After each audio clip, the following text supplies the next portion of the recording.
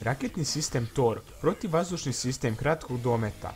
Thor M2 je unaprijeđena verzija protivraketnog sistema Thor M1 koji je konstruisala odbrambena kompanija Almaz Antey.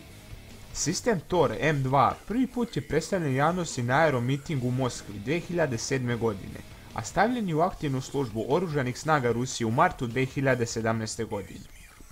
Thor M2 je sistem za rakete niske do srednje nadmorske visine, malog dometa zemlja-vazduh, napravljen za presretanje aviona, krstarećih raketa i balističkih ciljeva. Thor M2 koristi borbeno vozilo 9A330 koje čini četvorostrugu posadu, jedan vozač i 3 operatera. Raketa 9M330 teži 167 kg, dugačka je 3 metra i nosi bojevu glavu od 15 kg.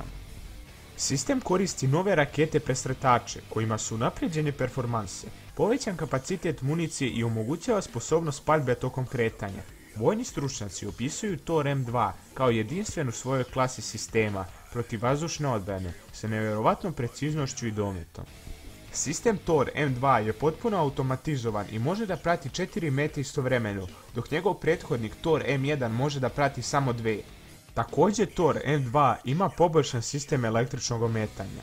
Municija Thor M2 uključuje 8 projektila 9M331 ili 16 projektila 9M338.